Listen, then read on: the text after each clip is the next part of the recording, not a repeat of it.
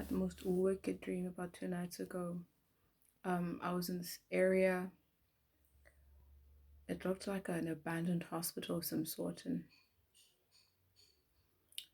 um, and there was a lift and doors and passages, and I can't remember what exactly I was doing there, but all of a sudden, like such a bone chilling voice came over um, the like microphones.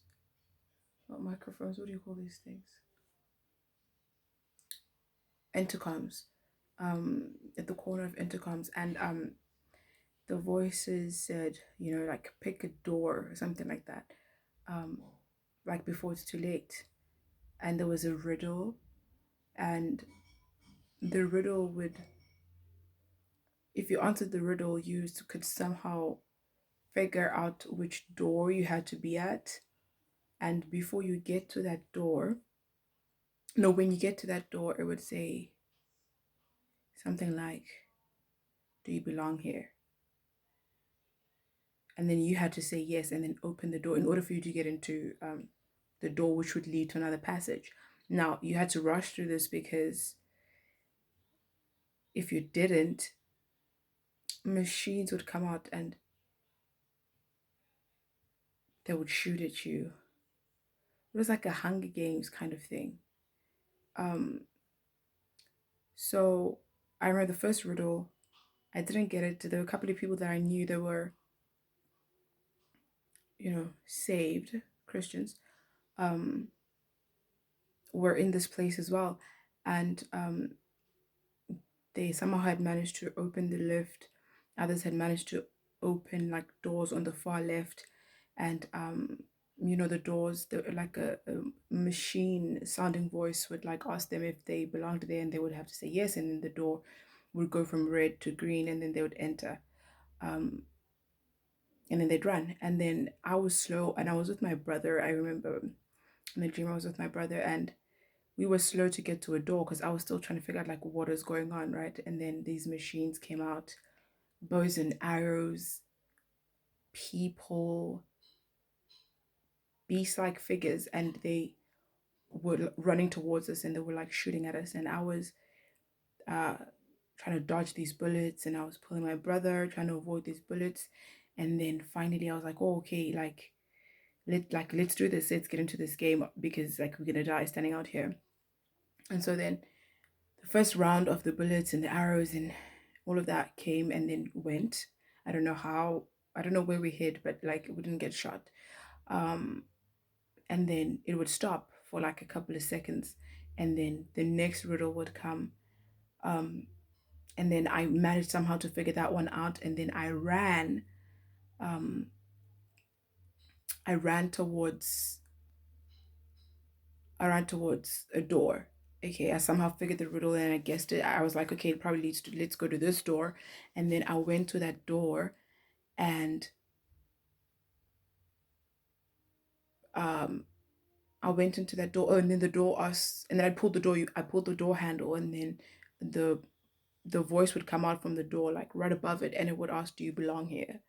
And then we had to say yes, and then the door would open. The light on top would switch to a green, and then the door would open, like the doors at the bank or whatever. And then it would open, and then we ran through.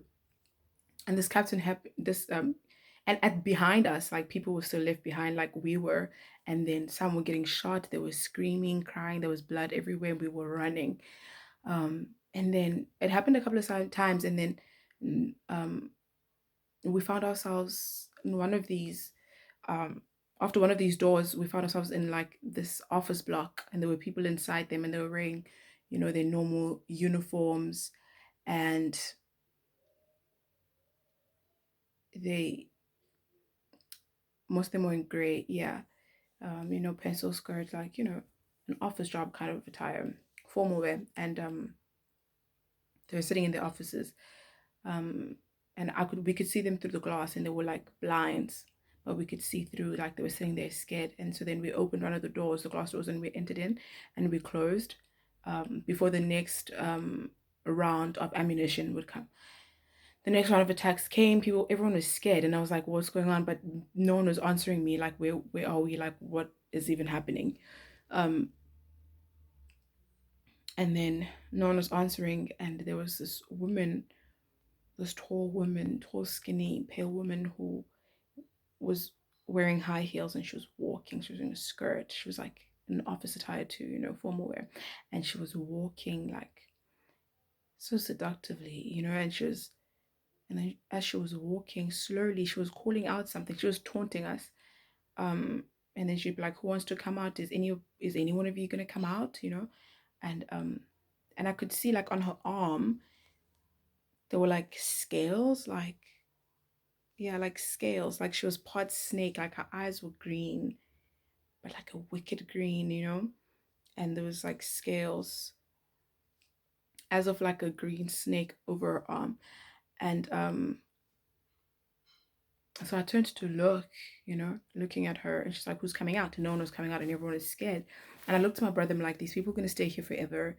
Like, what are they doing? Like, let's just go. Let's just take our chances and just get out of here. We're not gonna be stuck in these offices forever. Like, we need to leave.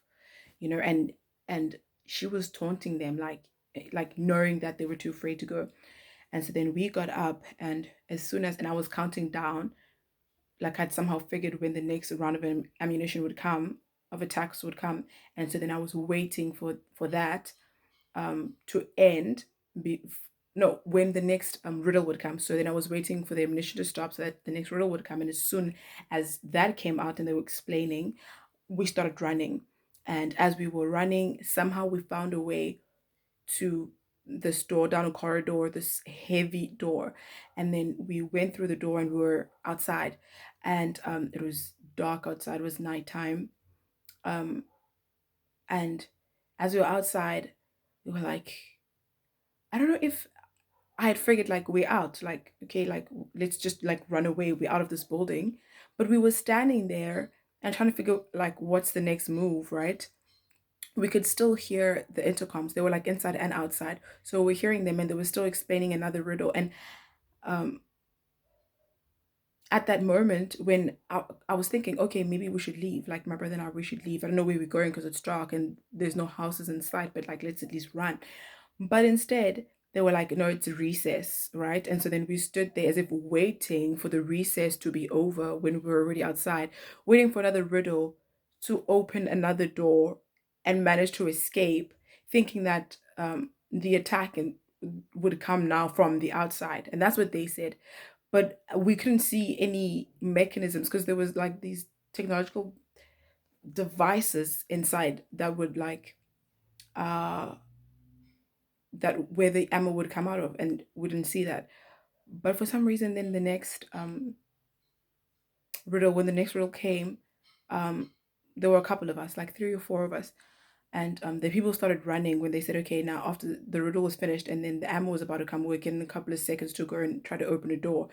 And we tried to open, and then they would open doors, and then since they were doing that, we started running too to open a door. And then they were being asked, of course, like, "Are you welcome here?" And then they said yes, and they ran in. So I held this one door that this one person had entered into, but then it was jammed, right?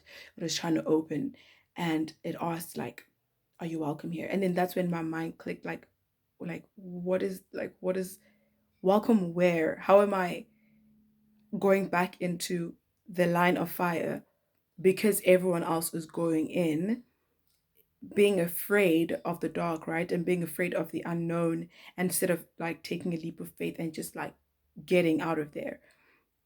But as I'm thinking that and I'm trying to open this door, I'm like panicked, like trying to get in.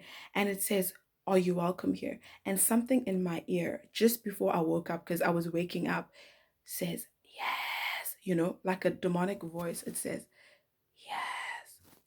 And that's when I woke up. And as soon as I woke up, I opened my eyes and I could feel that something was like hovering over me, and it had said yes, not me, right? Because I was already on the outside and my brother was right behind me. Um, and then I could feel like this oppression, this heavy oppression over me. So I got up and I prayed about it. But it was interesting because then I got up, well, like after finishing praying, and I just started writing down Now I prayed about it and I asked for a meaning. And then I started writing down what it meant. So I'm just going to read that out.